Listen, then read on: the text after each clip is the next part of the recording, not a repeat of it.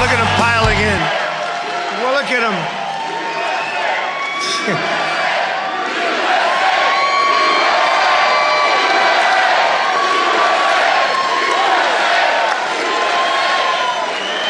I want to thank everybody. You know, I worked in Cincinnati, Ohio. I had a job with my father. It came and it was very successful, very, very early in my career. It gave me a lot of confidence. And if I didn't have that confidence, who knew? Maybe I wouldn't be here with you tonight, believe me. So I love Ohio. I love the state. I love the people. Jack Nicklaus is a great, great friend of mine. One of your great, is there a champion like Jack, right? Is there a champion? And we have so many. You know, I wanted to talk to you about a few things. And then, as you know, we had another suicide bombing, Istanbul, Turkey. Many, many people killed. Many, many people injured.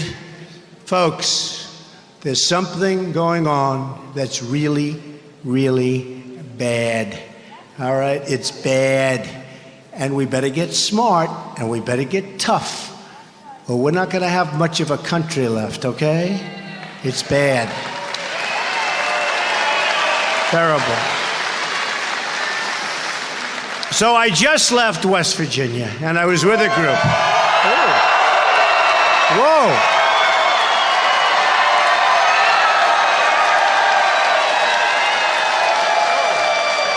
I didn't expect that.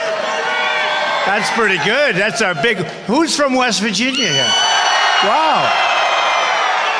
Well, you know, in the primaries, we won West Virginia by like 25 points. It was a wipeout. I think I just saw a poll that we're 25 or 28 up. So I may never go back to West Virginia. What do I need? I mean, give me a break. No, I'll be back. I just left West Virginia. Some great people. Bob Murray. And I left a lot of miners. And a lot of miners that Hillary Clinton said she's going to put out of business with the mines. Not going to happen. These are amazing people, and it's not going to happen. Remember her statement a few months ago, right? In fact, we're going to put a lot of coal miners and coal companies out of business, okay? Forget it. And she's talking about steel companies, and she's talking about plenty of other companies too, because ultimately, that's what is going to happen. So I made a speech this morning in Pittsburgh. I'm all over the place, okay? I'm all over. The Pittsburgh area, amazing people. And it was a well-received speech. And I talked about some different things about what we're going to do if and when we get in there. And we're going to put our country back to work. We're going to get jobs for people that don't have jobs right now, of which there are many, many millions of people. They don't have jobs. It's just like unbelievable what's happening. We're letting our jobs go to Mexico. We're letting our jobs go to many other places all over the world. China and so many other countries, not just China, by the way. China is the #1 abuser because they're the biggest. But everybody is treating our jobs and our politicians. They're just not treating us right, folks. They don't respect us. And I will tell you this. If I win, they're going to respect our country again. Just remember that. Just remember that.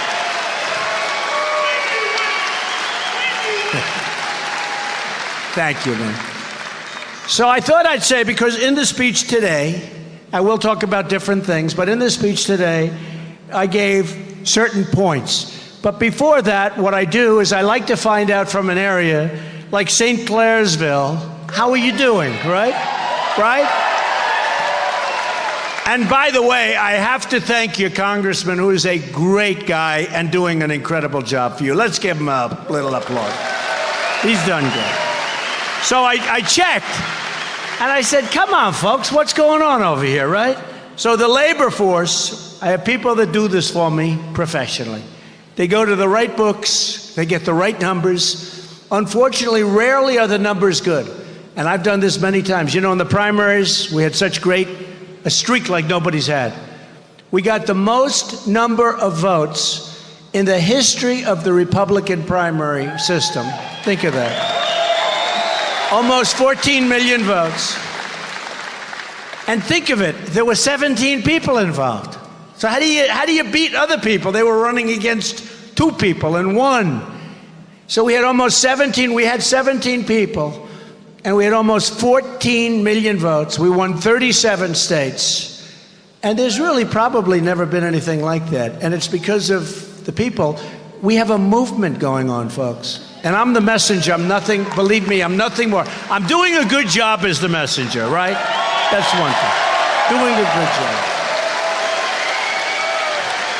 I'm doing a good job as a mayor. We have crowds, we have turnouts, and here we started a half hour early because look, the people are still pouring in. Look at those people. I hope you haven't missed too much. But I said, let's start early. Do you agree?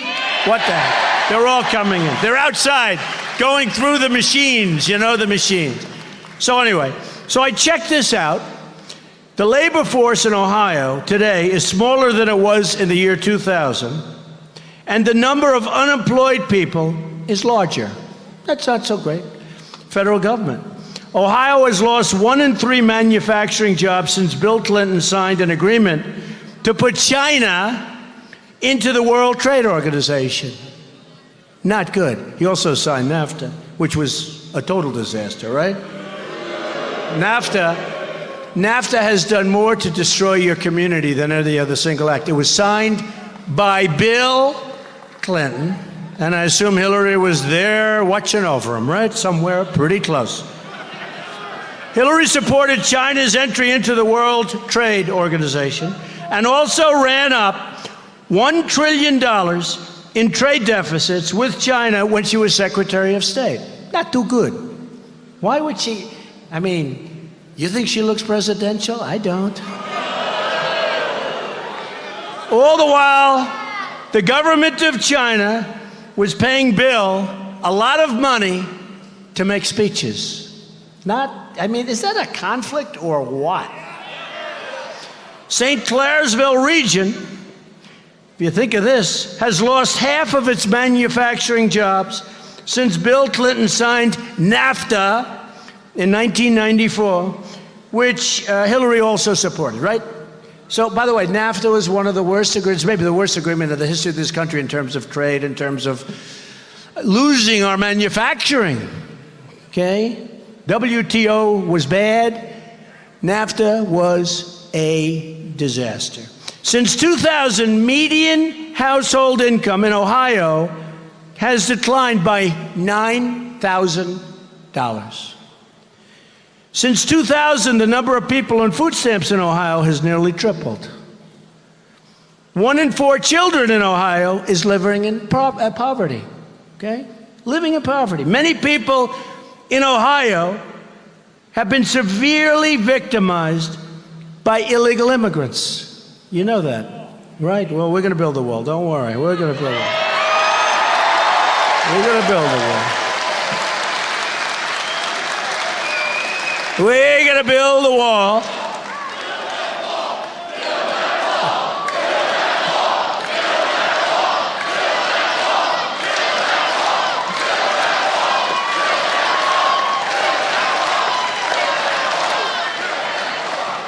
Oh, it's going to go up. It's going to go up so fast. It's going to be as beautiful as a wall can be. It's going to be a big wall. It's going to be a wall that works. It's going to be a wall that works. See the height of that ceiling? We may top it by a little bit. That is a pretty high ceiling. Once they get up there, they're not going to want to come down. That I can do. For example, recently in Lake County, an illegal immigrant was indicted on 16 counts, including murder and attempted rape. That illegal immigrant had been previously released through Obama's non-enforcement policies. Went on a rampage, right? From 2013 to 2014, the number of drug-related overdose deaths in Ohio increased by nearly 20%. So look, folks, we need the wall. We need to stop illegal immigration. We will stop it. We're not going to have drugs pouring into our country and destroying our youth and others, by the way, and others.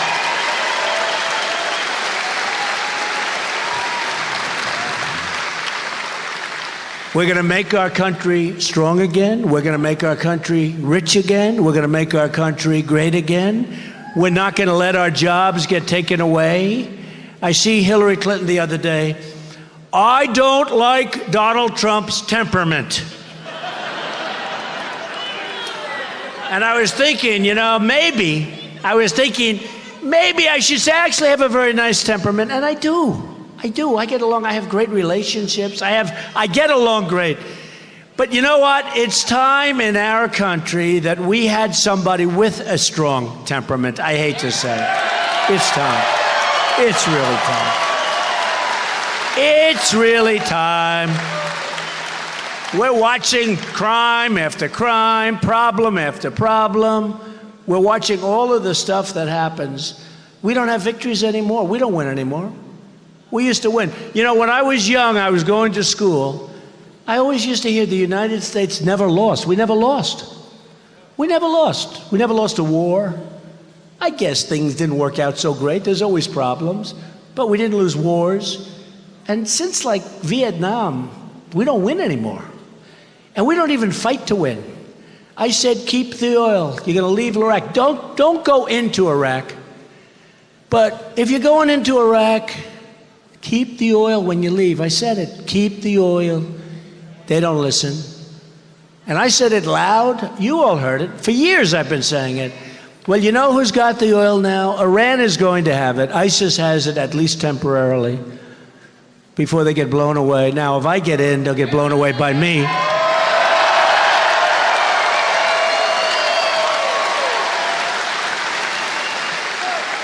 And, a friend of mine has a son, and he's been over in Iraq a long time, actually. And great person, great citizen of our country, a great patriot. And I spoke to him not so long ago, and I said, how do you feel? He said, Mr. Trump, it's so discouraging when we're fighting enemy, and even our so-called allies, and he doesn't even know if they're our allies, we're giving them this incredible equipment, and a shot gets fired in the air, and they drop their rifles, they drop their guns, they leave their Humvees that are all armor-plated, and they run for the hills. And the enemy takes it over, and we fight an enemy with better equipment than we have. Their equipment is newer and better than what we have. And it's very, very sad to see what's going on. But I will tell you, I want to get back to rebuilding the United States, rebuilding the infrastructure. But before we do that, we have to take care of the ISIS situation. And I'll tell you, they are spreading. They are spreading like wildfire. ISIS is spreading.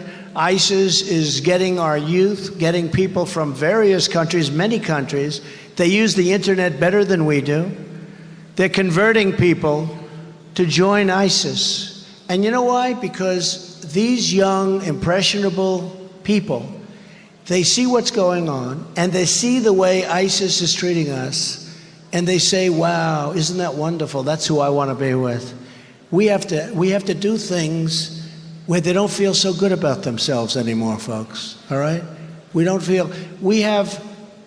look at what happens. You remember when I got in some trouble where I talked about waterboarding. They asked me a question. They asked Ted Cruz a question, and he rightfully didn't want to get into it, and it was a little bit, don't ask me about waterboarding. Well, they asked me the question. I said, I'll answer that question. They said, what do you think about waterboarding? I said, I like it a lot, and I don't think it's tough enough.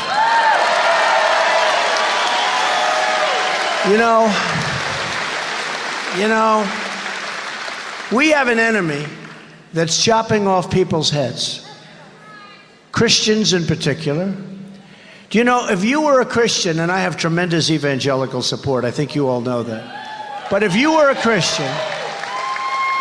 Christian from Syria, it was one of the hardest places in the world to come into the United States. In other words, if you were a Christian from Syria, very likely going to be just horribly treated, including the ultimate treatment, which is having your head chopped off. It was one of the hardest things you could do was to get into the United States. If you were a Muslim from Syria, it was one of the easier places to come into the United States from. And I'm not saying one or the other. I'm saying, how unfair is that? How bad is that? So we have people chopping off heads and drowning 30, 40, 50 people at a time in steel cages, right? Nobody's ever seen this before.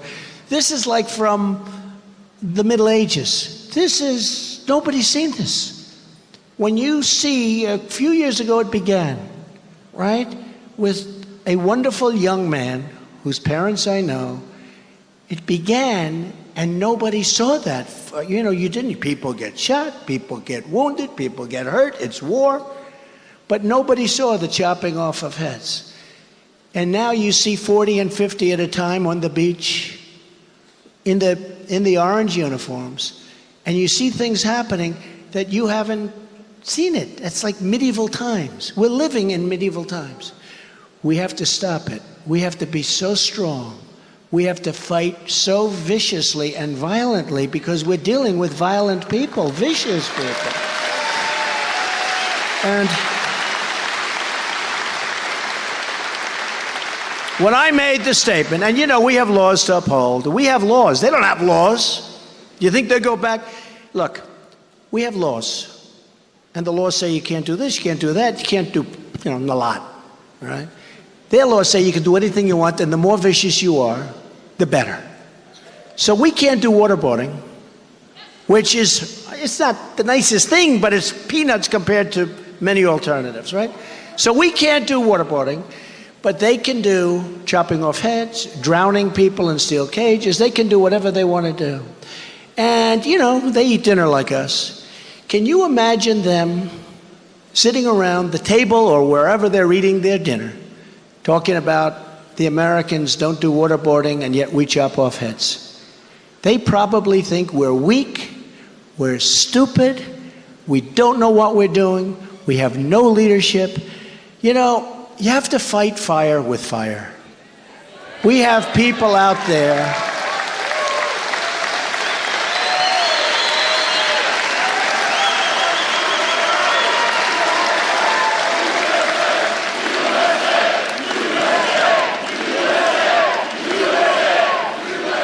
We have people out there who are so vicious and smart, so vicious. And they really don't know what it is to be beaten. They probably don't even understand. It's probably 30, 35,000 people. And they don't understand themselves. They're beating the United States of America. And they're making things impossible. They're knocking out airplanes. They're doing things that are incredible. They probably don't understand themselves how they're getting away with it. Well, let me just tell you something. If I'm president, they're not going to get away with it. They're not going to get away with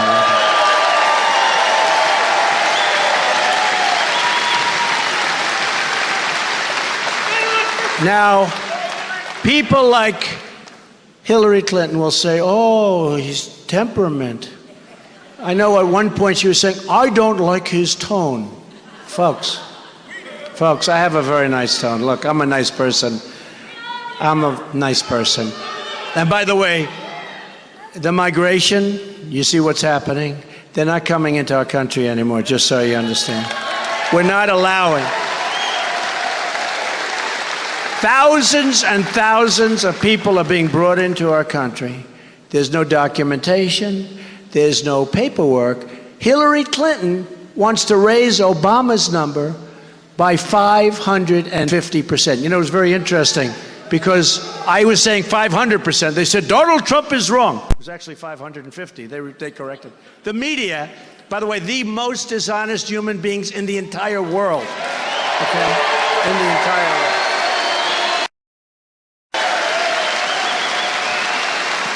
I had a poll the other day from one of the most dishonest newspapers I've ever seen, the Washington Post. Listen, totally dishonest. They polled far more Democrats than Republicans. I mean, what kind of a poll is this? And even people that were on the other side said, That's not a very good poll.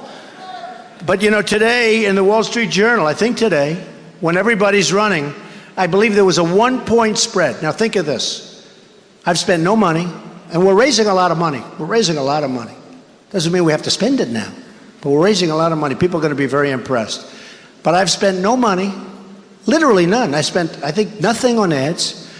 Hillary, I heard 68 million, I heard 78 million, I heard almost 100 million, I heard these massive numbers, you know, in negative ads, which are largely untrue. I'll give you an example. My son, Eric Trump, and Don Trump is here. Where's Don? Come on, get Don over here.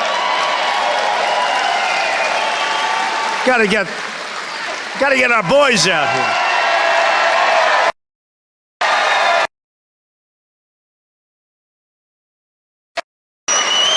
Doing a good job.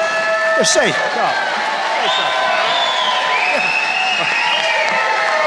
no pressure, right? No pressure. Well, thank you guys very much. Just listening and getting the opportunity, the amazing opportunity to go all around the country, following my father on this amazing journey, and it's been incredible. It's no longer a campaign. It's a mandate from the people to do something different. It's a movement.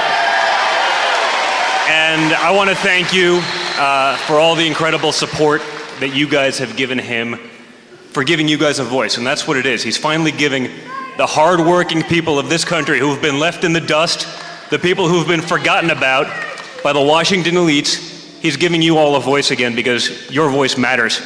Your voice is what built this country.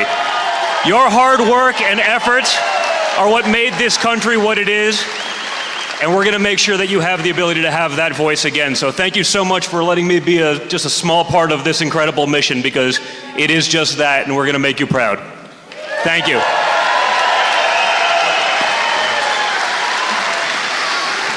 Thank you, Don.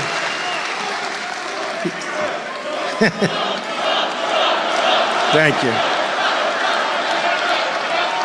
So she's spending money like I've never seen before. And I figured we'd start spending it after the convention, which is going to be a tremendous success. The convention, so many people want to speak. So we're going to see something. I think we're going to have a great time. More importantly, we're going to say exactly what we're going to do. But what happened, so I said, we have to support our children. Do we agree, right?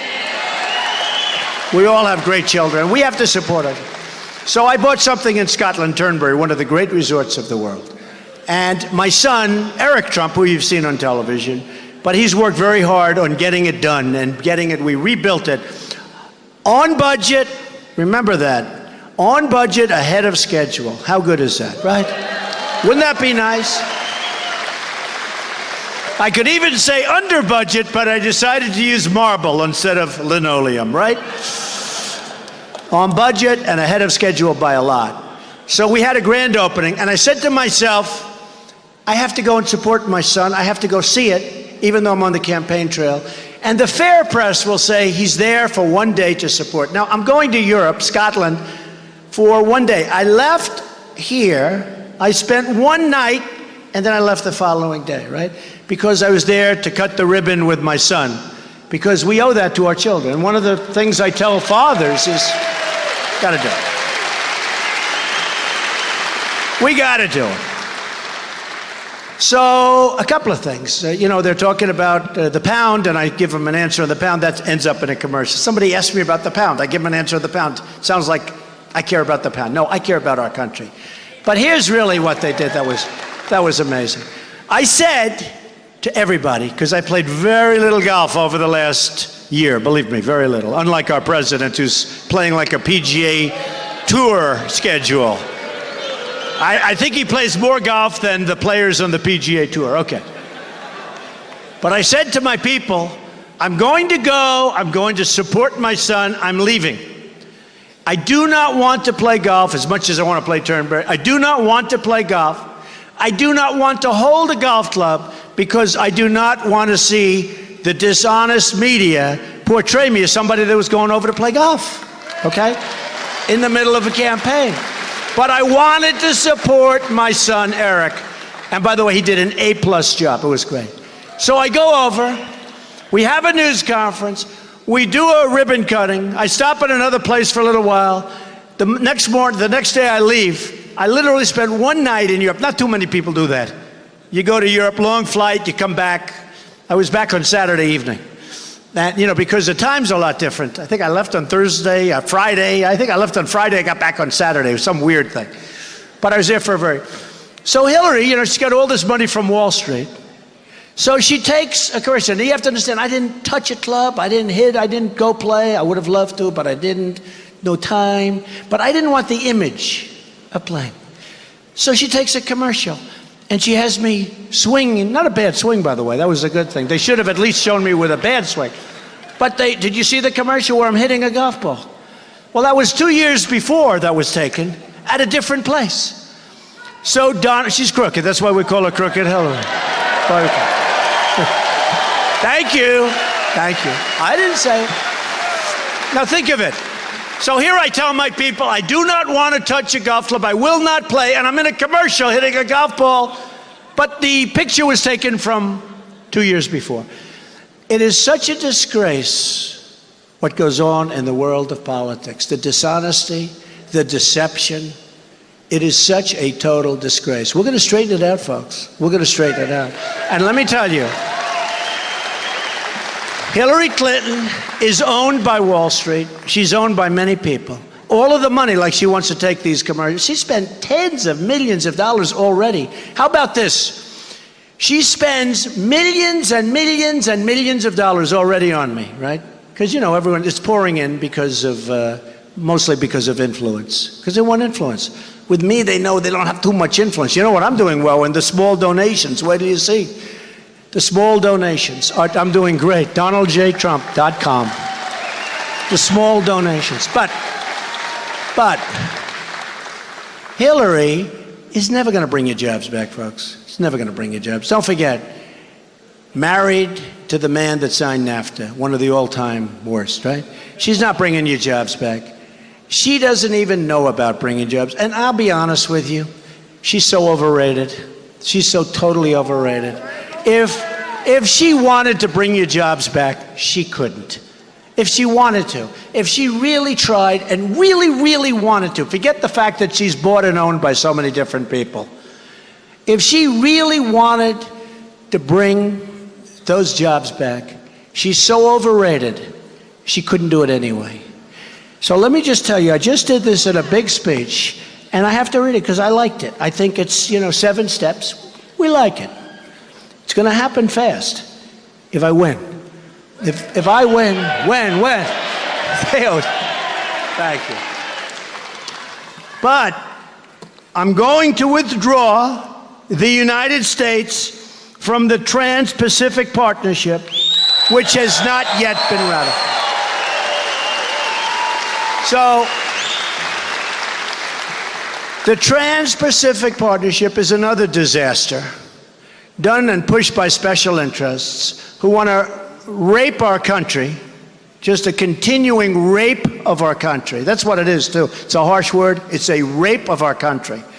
This is done by wealthy people that want to take advantage of us and that want to sign another partnership. So, Hillary Clinton, not so long ago, said this is the gold standard of trade pacts, the gold standard. And she's down and saying this is the gold standard. In fact, I saw it on television this morning, the gold standard. Then when I got involved and I started pointing out all the flaws, especially the fact that monetary manipulation, currency manipulation, which is a primary tool that other countries use, especially China, to destroy our companies and to take our business, okay? It's not properly addressed and practically not even discussed at all in this. That's not the only reason. There are many reasons. Number one, I want to make individual deals with individual countries. I don't need to have massive that you can't get out of. 6,000 pages. Our people probably never even read it. And these other countries, they know every word, every comma, every paragraph, every sentence. And our people, I just know our people. I remember with Obamacare. Remember, they went to all the congressmen. No, remember? We're going to repeal it and replace it. Don't worry. It's a disaster. But do you remember when they talked to people about who read it? And it's massive. It's thousands of pages. Who read it? Nobody. Nobody. It was that fraud that said he defrauded all the people. Do you remember the guy? Everybody forgot about him. The one that wrote it, and then he had a moment of jolliness where he thought he was with friends or something, and he started saying, what a joke. But we have a Trans-Pacific Partnership that Hillary Clinton will sign 100%, okay? 100%. But because of me, just like I shamed her into using the term radical Islamic terrorism, remember, she wouldn't use it because Obama wouldn't use it, and she does not want to do anything to defend him or offend him. If she offends Obama, too risky for her, okay? So she doesn't want to do that. So she'll use the term now because I shamed her into it. Well, I shamed her into turning against the so-called gold standard. It's not the gold standard. It's going to be worse than NAFTA, folks. It's going to suck your jobs and your industry away, what we have left of it. It's a disaster. So just remember that. She will sign it 100%. She wanted it. She considered it the greatest. Then she said, oh, no, I'm not going to sign it. But she'll sign it. She'll make a couple of little amendments that don't mean anything, and she'll sign it. And there goes the rest of our jobs. I'm going to appoint the toughest and smartest trade negotiators to fight on behalf of the American workers. Okay?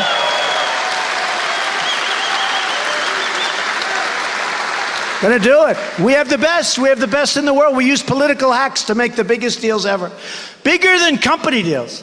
When you see IBM and all of these companies making deals, this stuff is much bigger. And we have political hacks representing us. I'm going to direct the Secretary of Commerce immediately to identify every violation or trade agreement, every trade agreement that's been violated, which is about all of them.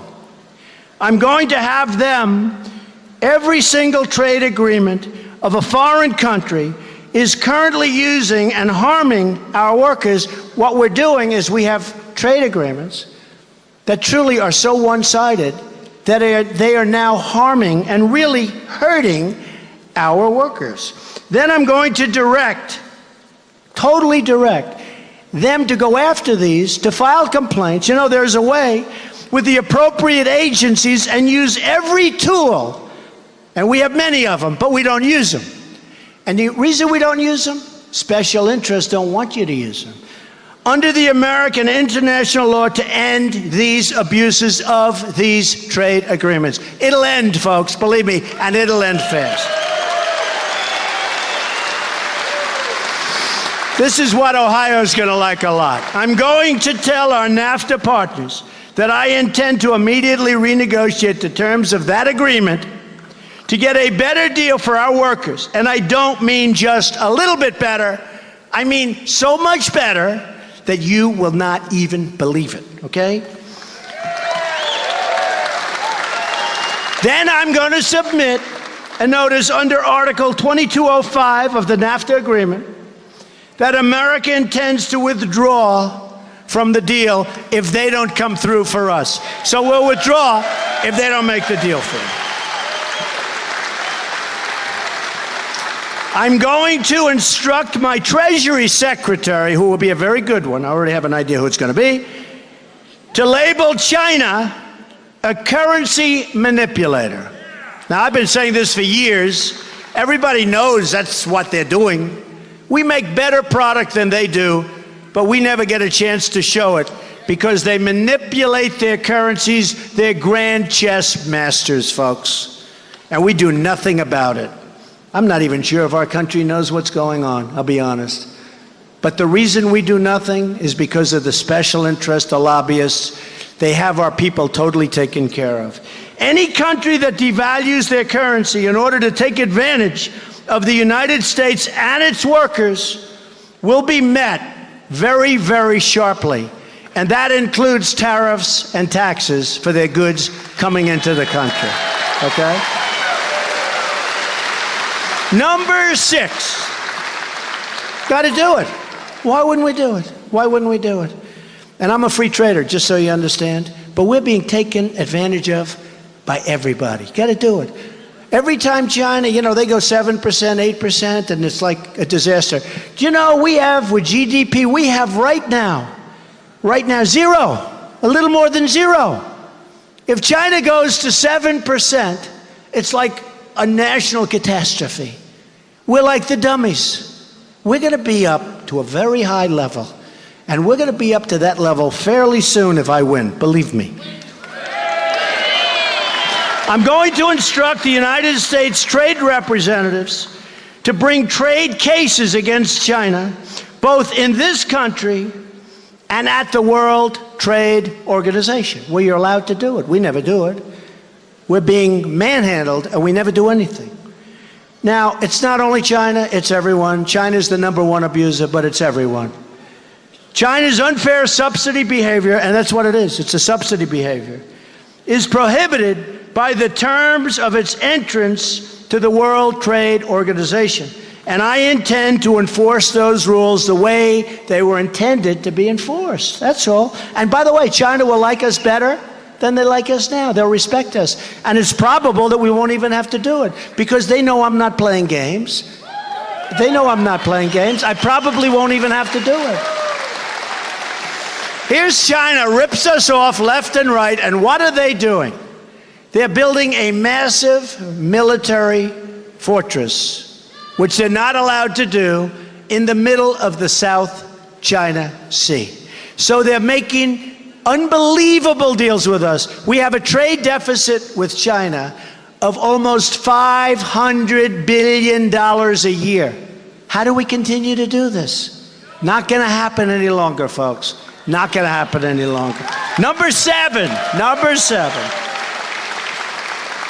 If China does not stop its illegal activities, which is illegal, including its theft of American trade secrets, I will use every lawful presidential power to remedy trade disputes. Very simple, not complicated, and you watch what happens, including the application of tariffs consistent with Section 201 and 301 of the Trade Act of 1974. They're right there for us to use. No big deal. And Section 232 of the Trade Expansion Act of 1962. Now, when you hear the term trade expansion or Trade Expansion Act, not expansion for us. It's expansion for these other countries that have taken advantage. Because when I come here, I go throughout Ohio, I go throughout Pennsylvania, I go throughout New York State, I go all throughout New England. There's no expansion. We're getting the hell beat out of us. And it's going to stop. And we're going to bring our jobs back to this country. We're going to make product again. We're going to lift our wages. You know, we haven't had middle-income workers haven't had a real wage increase in 18 years. Think of it. They're working longer. Anybody in this category? Anybody? You want a job? I'll give you 10% less. We haven't had, I mean, seriously, we haven't had an effective increase in wages, in real wages, in 18 years. A statistic. And people now having to work because of Obamacare to a certain extent, because of the economy, and they have that phony number, the 5% number. It's a total phony, because when you stop looking for a job, you're no longer unemployed, so you come off the rolls. So they come up with these phony numbers. We have so much unemployment, and even the other side admits that the employment that we do have is not good jobs. They're not good jobs. The good jobs are gone, a lot of them. They're gone. And they're going and going and going. I'll give you the example. You've heard me talk about it, is Carrier in Indiana.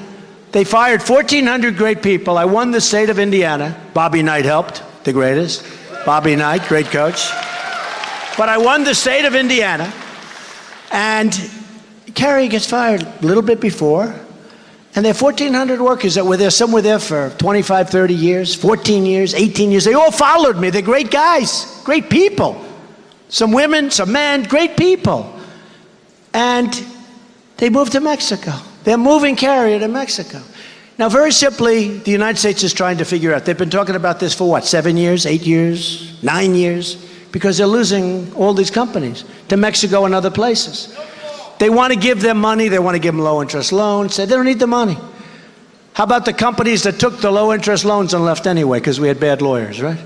They took the money. They said, hey, they never said we had to stay. Okay? Not going to happen anymore, folks. What we do is we say, I hope you enjoy your new plant in Mexico. Weather's warm, but that's okay. Pretty warm up here, too, by the way. It's only 100 degrees in this room. But let me just tell you, if I'm president, oh, I have to do it. When? No, I like to be nicer. See, if I say when, they'll say, oh, he's so conceited, he's so terrible. So I like to say if. I sort of mean when, but I like to say if, because I'll get, won't get fair treatment. But listen. We will have one of my people that are very, very smart. We have the greatest negotiators in the world in the United States. We don't use them. We use political hacks. And I always say, I want to do it myself. I want to make the call myself. I'm not supposed to, as president of the United States, be calling up air conditioning companies, right? I'm not supposed to be calling the president of Carrier Air Conditioning. But it's so easy, folks. It goes so quickly. 5 minutes, 3 minutes, 2 minutes. And I'll say, listen, if you leave, I wish you a lot of luck. But if you do leave and you're firing these 1,400 great people, you can go to Mexico. But every single air conditioning unit that you make, when you sell it back into the United States and you think you're going to pay no tax, it doesn't work that way anymore. We're not the stupid people anymore. You're going to pay a 35% tax when that unit comes back into the United States. 35%.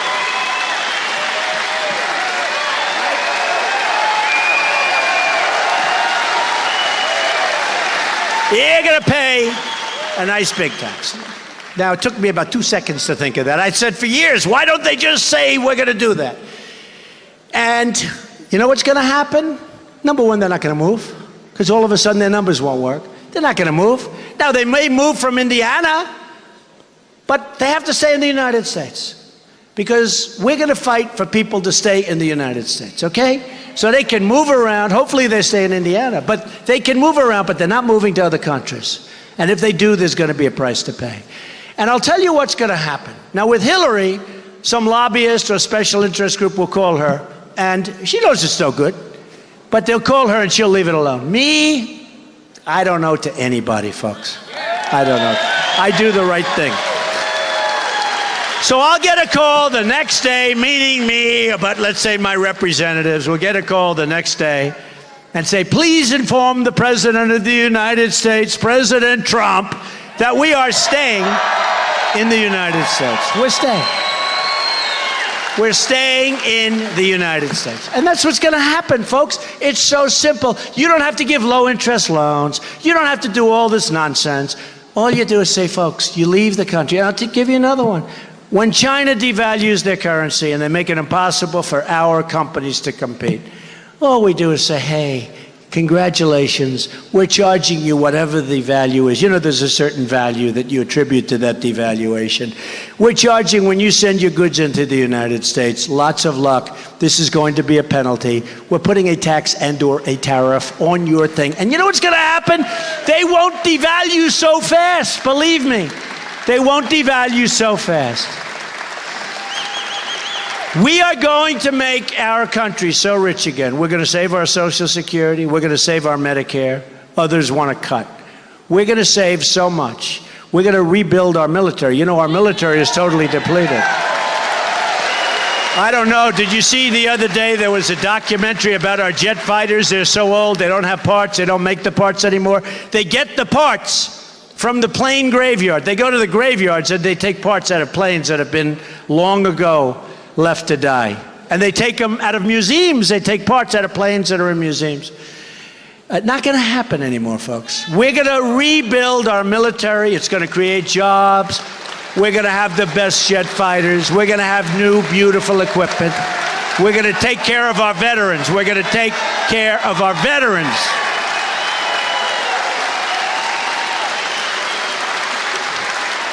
And folks, we are going to have a border again. We don't have a border. I mean, you see what's happening.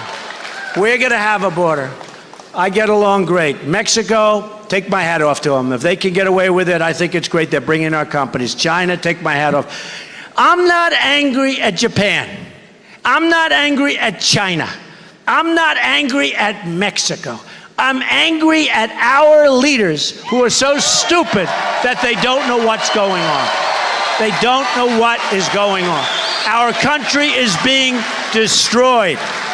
It's being destroyed. So I just want to tell you this. And by the way, for the people of Ohio, Hillary Clinton effectively wants to abolish the Second Amendment. We are going to protect our Second Amendment. You know that. You see what's going on. We are going to protect. You know, the NRA gave me their endorsement, one of the earliest endorsements, I think the earliest endorsement they ever gave.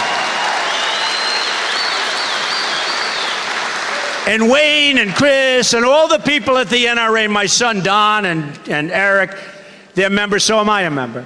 But I'll tell you what, they're good people.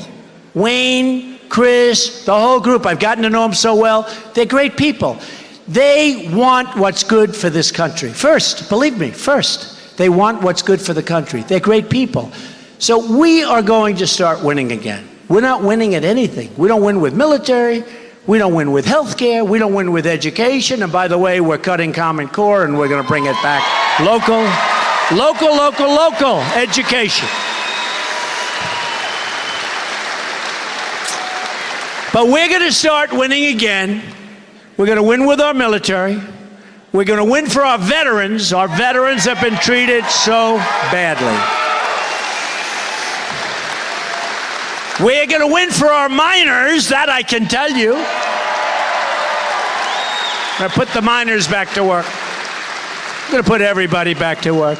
We're going to start winning again, folks. We're going to win so much, you're going to get so sick of it. You're going to say, I can't stand the winning.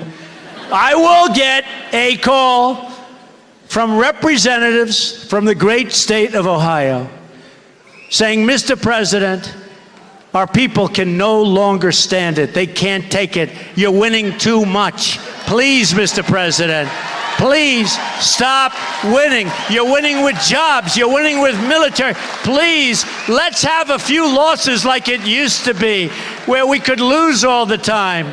And I'll say, you know what I'll say? I'll say, no, no, no. We're going to keep winning. We're going to win with everything. We're going to win with our military. We're going to win with every single thing we do, because we are going to make our country great again, and greater, greater, greater than ever before. Thank you, Ohio. Thank you very much, everybody. Thank you. Thank you. Thank you, everybody.